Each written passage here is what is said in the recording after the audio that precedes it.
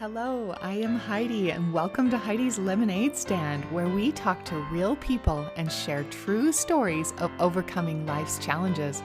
We are taking life's lemons and making lemonade. Thank you for joining me.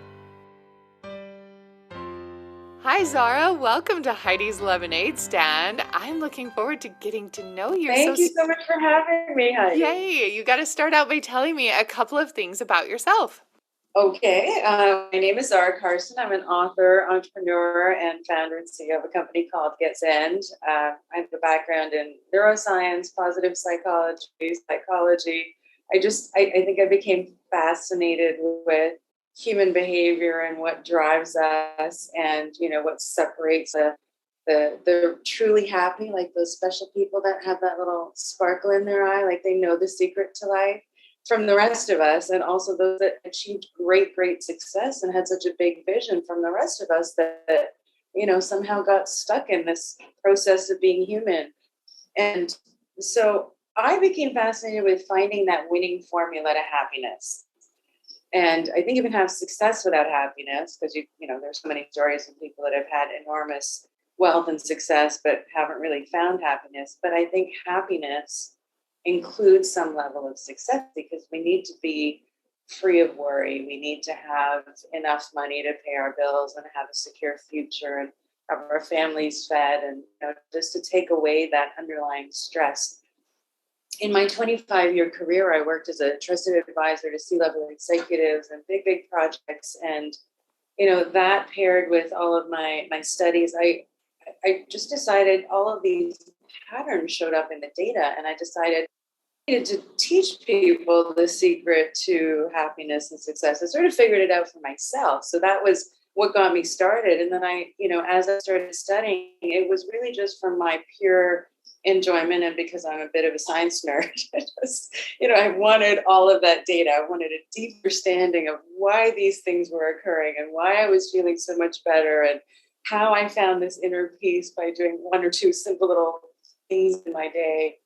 And I decided at a certain point that I wanted to use all that research, and really I chose the top 18 tools and strategies and created a system called the R.E.W.I.R.E System, so that anyone could do this, so that you can have the winning formula to happiness and success. So that's me. Yay, that's so awesome. Okay, but there's a reason too. I mean, I know you're interested in it and the Yes. science behind it and stuff, but there's got to be a lemon to lemonade story there of something you can take me Oh, yeah. back and tell me something that happened to you of why this was so important to you to study I can happiness. take you way back. It's such a great question, and I love that you're pursuing this story with everyone and all of your guests, because it's so powerful, and it really helps shift the needle for so many people and create change that they all need. So I started because I was born in South Africa during apartheid, as a person of previously disadvantaged race, would say. And that brings up a lot of things. I think at such a young age, you're exposed to pretty complex situations that we are really just too little to process. You're facing discrimination and segregation and humiliation and racial differences and hatred that didn't feel normal, because as a child, it's not. It's something that's learned and taught. And so there are a lot of questions, and it was really complex to try and figure that out. And so, as a human being, we're storytelling beings. We are meaning making machines. The moment we started thinking, we started adding meaning to things. And what happens is, I think Helen Keller said it best, where she said, a child just wanders through life without any concept of time, until one day, you fall down, you brush yourself off, you have a little cry, you get up, you start playing again.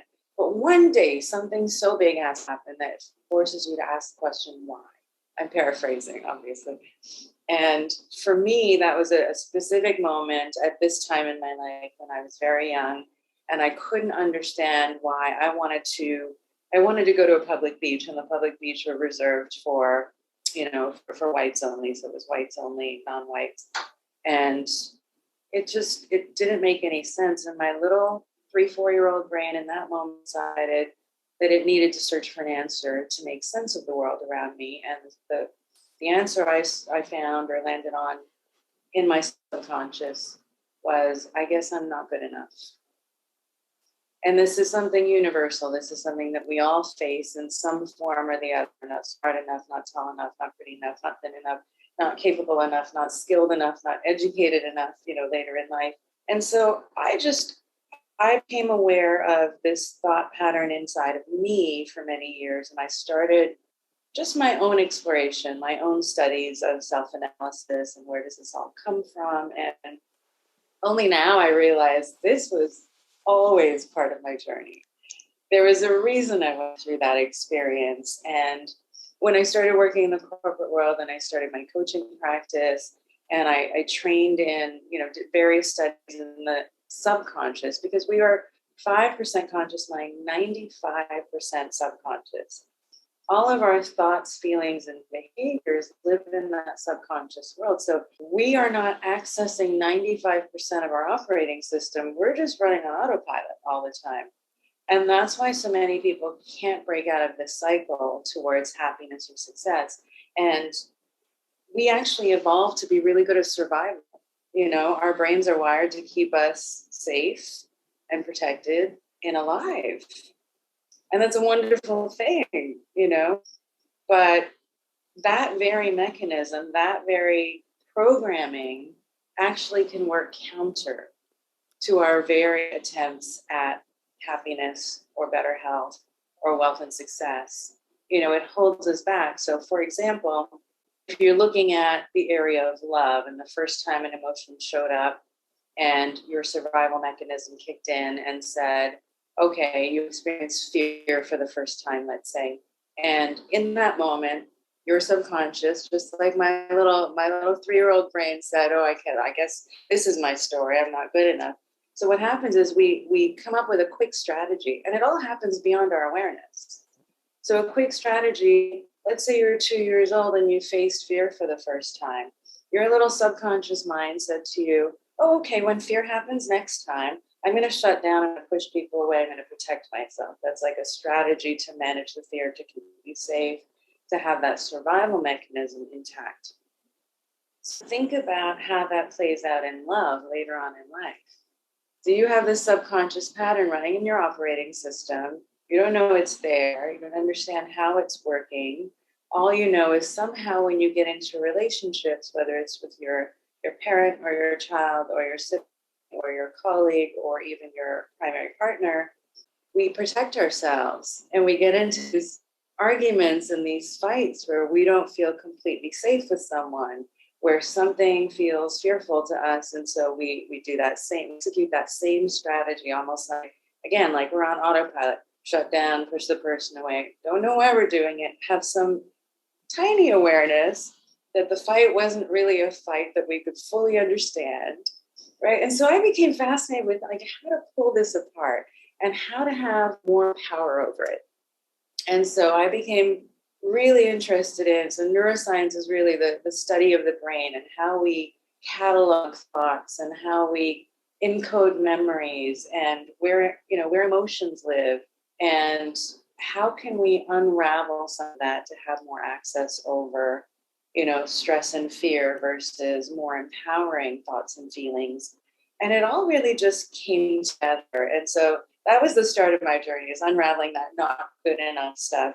And then, so my lemon was, we go through life with a very minimal set of marching orders, do well in school, maybe do well in sports or extracurricular activities. Then all of a sudden, pick a major, go to college or university, then it's get a job, pick a career, get the house, get the car, get the wife, the husband, and the kids. And then at some point, miraculously, happiness should just show up on your doorstep, like Amazon delivered it. But it doesn't happen. And it's, we're not actually given a set of tools. We're not in school, at least in the generation I was raised in. It was more survival based. Parents were raising kids and being the best. It didn't really go beyond what do you need in order to be happy. And so in my coaching practice, what I came to realize is, it's my job to sort of, I would meet a person that would be really put together. And I would think to myself, how are they not where they want to be in their life? Whether that's in terms of health, in terms of love and connection, whether in terms of career or opening a business or creating wealth. And so it was my job as a coach to step into their world so I can see the world through their lenses. And then I dismantle all the walls, pull them down so that they can actually see more possibility. But once we do that, then we set in place some goals. What do you want to achieve? Why did you come here to see me? What do you want to achieve? Is it, what's stopping you in terms of finding better health? Do you have an injury that you're resistant to healing from? Is there some chronic condition that you can't remove yourself from? Is it inability to build a relationship with your partner, your sister, your friend, or is it career related? And as we were mapping out their goals, it's then my job to help them get from current state to future state. So here you are now, and here's where you want to be. And then we create a plan. But as we started defining all of that, I was just really surprised to find that more than 90% of my clients could not actually tell me that when they got to their end goal, if they would be happy, or what they would be feeling, or why they were actually pursuing the goal. And so I came to realize, okay, we need to just take a step back, and I need to give people the tools to unlock and really map out, almost like a life plan, map out what would it be for you? Because happiness is not a one size fits all solution. What makes one person happy is going to be completely different than another. I met a person one time who was just completely happy running his business. And then outside of business, he wanted to just live in his RV. He thought that was the ultimate freedom, is just to travel around, park anywhere in the world he liked, be able to just move around. And that made him happy. Listen, there are a lot of girls that would think he's a great guy, but maybe not want to date a guy that wants to live in an RV. So what is your value? What is your formula for success? Do you want to live on the beach? Do you want a lake house? Are you just happy with your family and your home and having a job or career that you love? What is your particular formula? And I realized it's very personal. And so I put together this plan to sort of help people map out what actually would make them happy. And that was the first, kind of the start of this. And so I, like many, was just going through my life very goal oriented, and I did well. I was a management consultant at a very high level. I had everything I thought I would have wanted to achieve in life. I had a very decent salary. I had a job that I loved that allowed me lots of authority and freedom, and I mastered it at a very high level, which felt great. I had enough money. I had a home. I had enough money to travel when I wanted, to see my friends and family when I wanted. I had a full social life. And so my lemon, as you say, was what was that pivotal moment, that turning point was I was on a very stressful project, and I was taking a break to walk to the office kitchen to get a coffee for myself. And I just caught myself. I was moving so fast. I was walking fast. I was breathing fast. And it was just a moment of clarity where I said, wow, like I'm really tightly wound. I'm not even taking a full breath right now because I'm just always rushing. I'm always sprinting. And I finally got the clarity, and it was like this visual of being on an endless race, like I was running a marathon with no finish line. And I said, okay, I've done everything I was supposed to do. And somehow I'm no closer to happiness. So what am I missing? And then on top of that, my physical body was basically falling apart. I was having a very high stress reaction, if you will, almost at the point of a nervous breakdown, but not quite there, but enough for me to really feel concerned. And so that was my turning point. And it just so happened, somehow the universe brings everything together in the right moment. And right then my project got put on hold. Ended up meeting with my boss, and we were just having a conversation. I had said that I was tightly wound, and a lot of things were just piling on the stress and I was feeling overwhelmed. And he said, why don't you just take a break? I said, yeah, I'll take a few days off. And he said, take a couple weeks. And I said, oh, yeah, okay. And so I didn't know what to do. That was my starting point. I literally, it was almost like that feeling of being on vacation. So I woke up, I poured myself a big cup of coffee. I sat on my couch. I was overlooking the lake because I had a condo on the water. And I just had this moment where I thought, I don't even know where to start. Like, where do I start? And I don't want to feel like this anymore. I don't want to feel this stressed anymore. I don't want to feel this anxious and tense and tightly wound. I don't want to feel this tired anymore. I'm just so tired of being tired. It was a normal loop, and I thought that was normal. And then a little voice inside me said, well, what do you want to feel instead?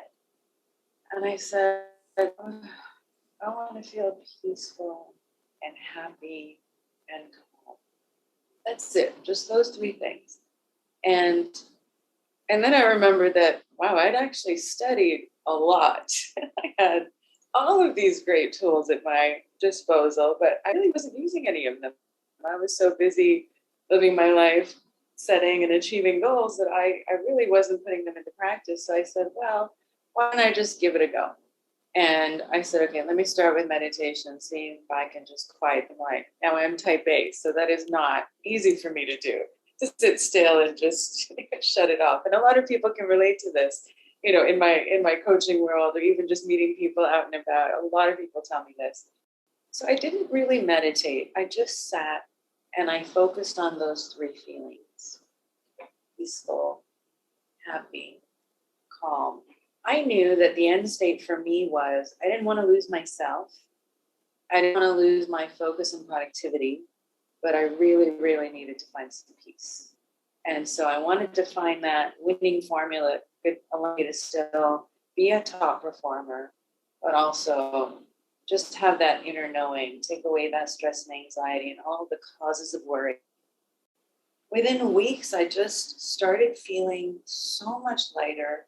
I found more inner peace than I'd ever known. It was just a surprising outcome. I was searching for how to reduce my stress and just find some balance in my life. And what came out was so surprising and so much more wonderful than I could ever imagine.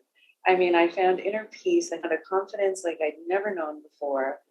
The world was responding to me differently because my energy and mindset had shifted. And then opportunities just started coming to me. Like I would think of something in the morning, like, oh, I think I need to find a new contract in this field or with this salary. And then literally by the end of the day, it would show up. It was just uncanny. It was like I'd found this winning formula to manifest anything as well by finding my own peace. That's why I came up with the R.E.W.I.R.E system, because it kind of just showed up for me. I was looking for my own individual happiness and success path and formula. And what happened was it was so obvious, so clear that in my coaching practice, I started seeing the same results over and over and over and over. But to the tune of 100% of the time, people fell into these categories of, whether it was limiting beliefs or any other strategies. And it became a little game, like, okay, this person's going to show up. I wonder which 5 of these is going to be for them. And then as I started studying neuroscience and positive psychology and other things, I realized everything that I found in my coaching practice was being confirmed in the data. And I said, okay, this is a book. This is what I meant to do. I want to teach people how to find this happiness and success for themselves. And it really shifted the needle in all areas. How would you define happiness? It's not simple, right? It's not just turning a frown into a smile. It includes a state of physical and optimal health. Not to have the perfect body, but to be strong enough to get through your day, to have that energy and vitality to get through your day. we have to recognize that we are energetic beings. We feel somebody else's energy, whether it's positive or negative. So we need to be responsible for what we expose ourselves to, positive and negative. Some of the negative beings and situations are unavoidable. Life events happen. We have to get to work. People are going through things. But we have to be responsible for how we manage our exposure to that so that we can maintain our peace that we're now finding. You're doing so much work to achieve that for yourself. You want to protect it. And then we need to be aware of the things that replenish and restore energies as well. So it's not just sleep.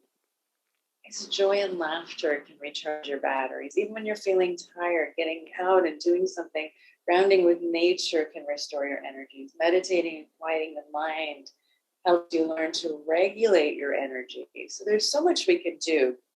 Happiness is not an easy answer. It has to incorporate an overall sense of physical and optimal well-being. We need to be in good health to do everything we need to do in our lives. We need to be on top of our mental and emotional bodies, because if we're not, that's where stress lives. That's where physical bodies become either chronically inflamed or in pain. We have heart disease, blood pressure issues.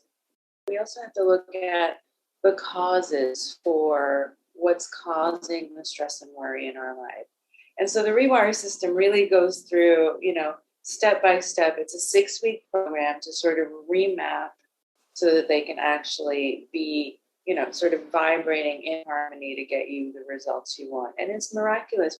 Oh, you are so inspiring with what you have been through with, like, even back to the discrimination and then the knowledge you have gained through your lifetime of happiness. And I just think this is incredible that you are sharing this to help other people find that you can get that like roadmap to happiness, but then it's not found usually in things.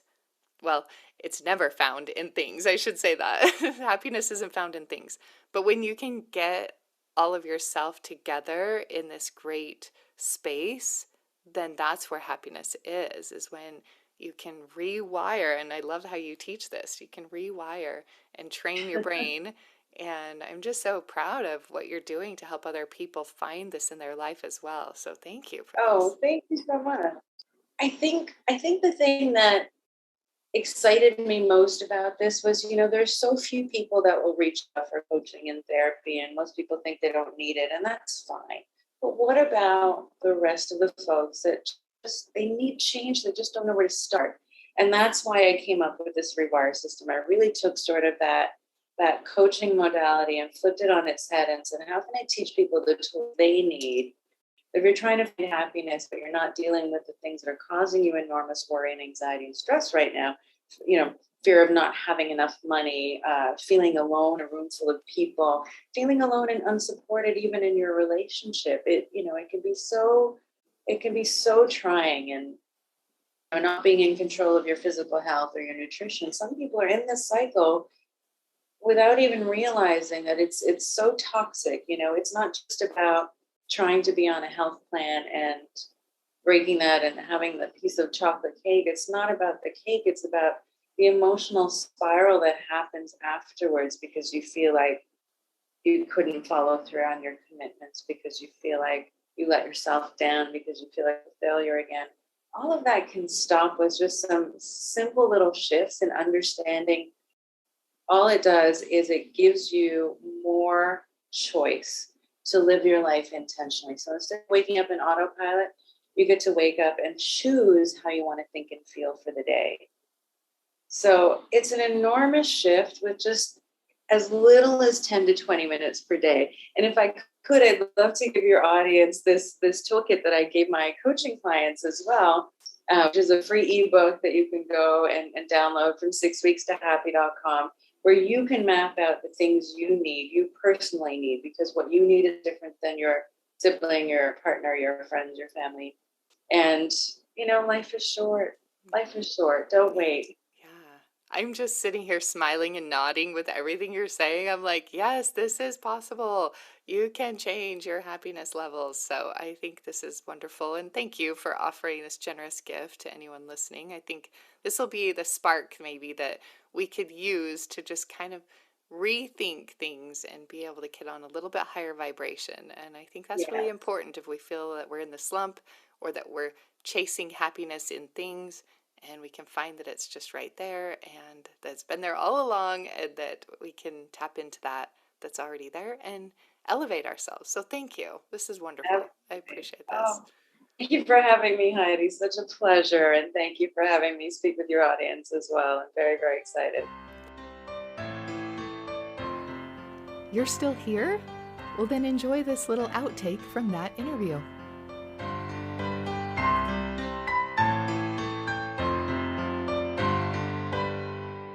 Thank you for what you brought into my life today and the light that you have shared. This has been really great to hear your story and where you've come, because you could have chosen a different way. You could have chosen bitterness and anger, the way you were treated when you were little, and you've decided to find happiness and teach that to others. So very inspiring. So thank you. Well, I think, yes, I think it's such an important time, especially with what's happening in the world in the US and various other parts, is, we all need to find compassion and we need to have some hope that, we can change things for the better. It's not a hopeless state. And I think that's really what excited me the most is how can I help people help themselves? Yeah. Yeah, because You it know, starts with you. You have to decide to change. If you want the world to change or the country to change or anything to change, you get to just worry about changing you. Yeah. Yeah, and what's Love it. so phenomenal is we really get to discover how uniquely special and talented each of us are in Yeah. this world. If you're wired like I am to be type A and detail oriented and thorough, I can be wonderful and awful at the same time. But learning how to tap into the wonder of it and leave the unhealthy patterns behind is the trick. And if you're wired differently, then that was your path and there's a reason for it. And as you go through this book, you also come to discover what your talents are, what your purpose is, and you get to learn how to be a super attractor and just bring anything you want into your life. So I truly hope that this brings a lot of just limitless happiness and success to your audience. Yay, that's awesome. What a beautiful gift.